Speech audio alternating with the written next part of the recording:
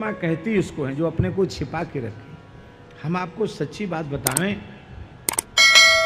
उसमें बनावटीपन की बात नहीं है।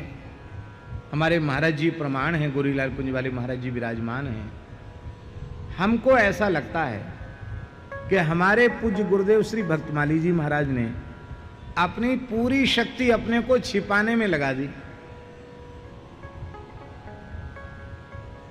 अपने संगोपन में अपनी शक्ति को लगा दिया। उनको लोग पहचान ही नहीं सके कि वे ऐसे दिव्य जीवन मुक्त महापुरुष थे। उनको लोग पहचान नहीं सके। परम रसिक, दैन्य की सहजता सरलता की साक्षात मूर्ति, कोई न बतावे तो समझ में नहीं आवे कि ये महात्मा है। और सामर्थ्य कैसी थी, सब बात सबके बीच में कहने योग्य नहीं होती है। लेकिन गुरुजन बैठे हैं, महापुरुष बैठे हैं, इसलिए हम एक संकेत मात्र दे रहे हैं। घटनाएं तो ऐसी हैं कि सबके बीच में कहने योग्य है नहीं, और हम कहते भी नहीं हैं। वृंदावन की बात है महाराज जी। हमने निश्चय किया गुरुदेव की कृपा से कि हम प्रतिदिन सावन मास में गोपीश्वर महादेव जी को जल चढ़ाएं, और नित्य जमुना जी जाते, जमुना जी से जल भर के लाते, गोपीश्वर जी को चढ़ाते। नमस्ते रुद्रमन्यव उतो तेखवे नमः 16 मंत्र ये बोल करके, और आ ई उण रुद्रक ए ओंग ये 14 सूत्र बोल करके उनको जल चढ़ाते। भीड़ रहती तो ज़्यादा उतना समय वहाँ रहता नहीं। और सोमवार सोमवार थोड़ा बिल्व पत्र पुष्प आदि ले आते, वैसे रोज जल चढ़ाते। अब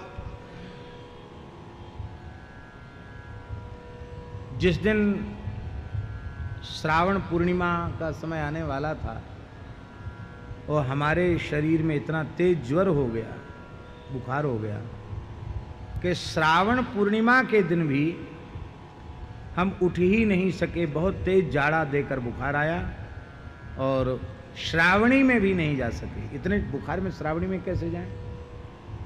श्रावणी चूक गई। बड़ी पीड़ा मन में हुई कि क्या पाप उदय हुआ। अरे हमारा कम से कम एक दिन, तबीयत तो और 2-3 दिन से ही खराब थी, लेकिन हम फिर भी स्नान और जल चढ़ाना छोड़ नहीं रहे थे। उस दिन ज़्यादा तेज हो गया बुखार, उठ नहीं पाए, नियम चूक गया। मन में बड़ी पीड़ा हुई नियम चूकने की, बहुत पीड़ा हुई। और न कहीं जा पाए।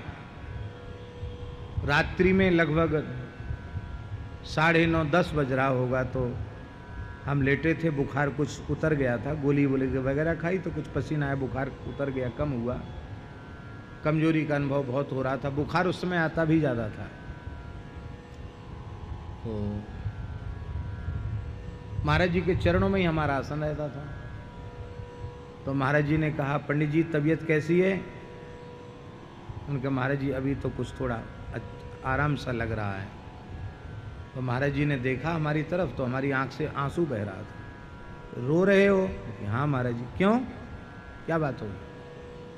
हमने कहा महाराज जी, क्या हमारे किसी भयंकर पाप का उदय हुआ कि हम सोचे थे कि कम से कम सावन तो गोपेश्वर जी को जल चढ़ा लें, लेकिन आज पूर्णिमासी के दिन हम दर्शन तक नहीं कर सके। कितना दुर्भाग्य है हमारा।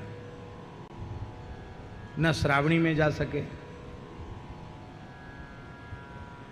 महाराज जी बोले, लकड़ी लेके चले जाओ गोपेश्वर जी तक, और वहाँ चले जाओ दर्शन कर। उनके महाराज जी अब तो दर्शन बंद, 9 बजे आरती हो जाती गोपेश्वर जी का, तो दर्शन बंद हो गए।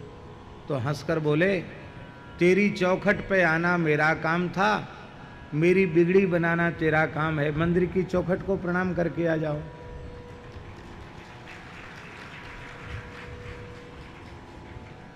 ऐसे ही बोले सर। तो हमने कहा महाराज जी, अब कुत्ते उत्ते भी मोहल्ले में भौंकते हैं, और शरीर में कमजोरी भी हो रही है, यद्यपि उनकी बात मान के हमें तत्काल जाना चाहिए था, लेकिन ऐसे ही मन में उत्साह नहीं था। तो बोले कोई बात नहीं, मानसी में प्रणाम कर लो और अब विश्राम कर जाओ, सो जाओ। जो आगे अब हम सोए तो पूरी रात्रि क्या दर्शन हुआ उसको हम वर्णन नहीं कर सकते, सीधी सी बात इतना है। महाराज जी पधारे स्वप्न में और हंसकर बोलते हैं, तुम पश्चाताप मत करो, आज हम तुम्हें कैलाश दर्शन कराते हैं, शिवलोक का दर्शन कराते हैं। और कैसे कैसे विचित्र लोकों का दर्शन उन्होंने कराया, कैसे कैसे नक्षत्र तारा मंडल का दर्शन कराया, कैसे कैसे ऋषियों का दर्शन कराया। पूरी रात्रि विलक्षण स्वप्न। और कैलाश में ये भगवान शिव का वो विटप है जिसका वेदों में वर्णन है, ये शिव वट है। और फिर बोले भगवान का स्तवन करो। तो हम इसलिए बड़ा संतोष है कि हम प्रत्यक्ष में भले ही कैलाश मानसरोवर नहीं जा सके, लेकिन चलो गुरु जी की दया से स्वप्न में तो चले गए। वहां भगवान शिव पार्वती का, हमने कहा महाराज जी यहाँ शिव जी तो दिखाई नहीं पड़ रहे हैं। तो बोले ऐसे थोड़ी स्तुति करो तो प्रकट होंगे। तो पशुनाम पतिम पापनाशम परेशम, ये स्तुति हमने की, भगवान शिव प्रकट हो गए। गणेश, कार्तिकेय, नंदीश्वर, पार्वती जी, शिव जी, बड़ा दिव्य स्वरूप। ये स्वप्न की बात है। बड़े प्रसन्न हैं भगवान, बहुत प्रसन्न है। महाराज जी दाहिनी तरफ खड़े हैं हमारे। और महाराज जी बोले अब तो संतोष हो गया, अब श्रावण का पश्चाताप मन में तो नहीं रहेगा। तो हमने कहा महाराज जी गोपीश्वर महादेव का पूजन तो हुआ ही नहीं, हमको तो गोपीश्वर महादेव का दर्शन चाहिए। इतना कहते ही महाराज जी, इतना कहते तत्काल वहाँ गोपीश्वर महादेव का शिवलिंग लता कुंज के मध्य प्रकट हो गया।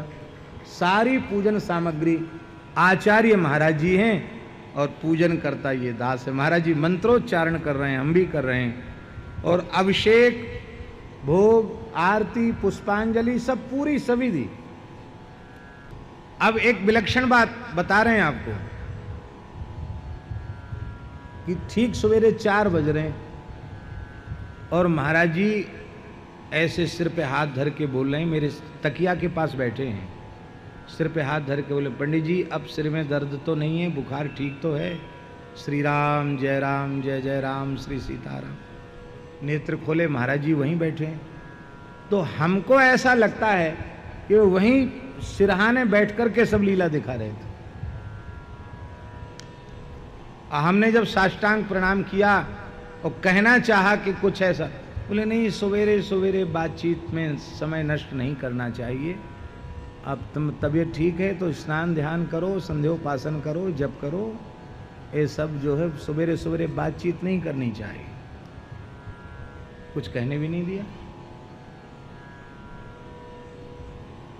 ये बात ये भीड़ में कहने की नहीं है, लेकिन ये पूज्य गुरुजन बैठे हैं, हम केवल ये तो बहुत मामूली एक संकेत मात्र कर रहे हैं। ऐसी सामर्थ्य उन दिव्य महापुरुष की थी जो अपात्र कुपात्र को भी अपने संकल्प से तत्काल जहां चाहे वहां पहुंचा दें।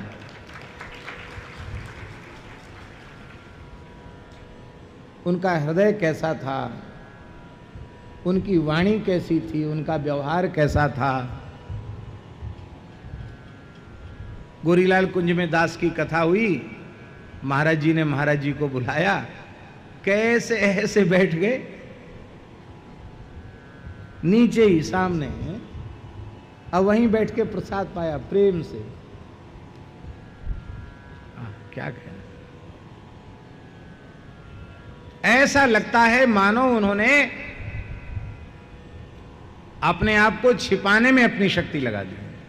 उनको लोग पहचान नहीं सके वो क्या थे, किस रूप में थे। ऐसी ऐसी बातें हैं कि उनको अपात्र कुपात्र लोगों के सामने कहना नहीं चाहिए, उससे हानि होती है।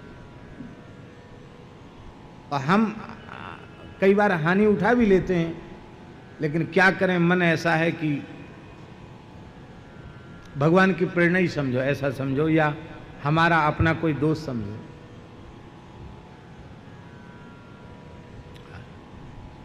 धन्य है। ये बात हम क्यों कह रहे हैं? इसलिए कह रहे हैं कि गोस्वामी तुलसीदास जी महाराज, जिनके लिए भविष्य पुराण में भगवान व्यास कह रहे हैं, वाल्मीकि तुलसीदास कलु खलु भविष्यति, जिनके लिए नाभा गोस्वामी जी घोषणा कर रहे हैं, कलि कुटिल जीव निस्तार हित वाल्मीकि तुलसी भयो।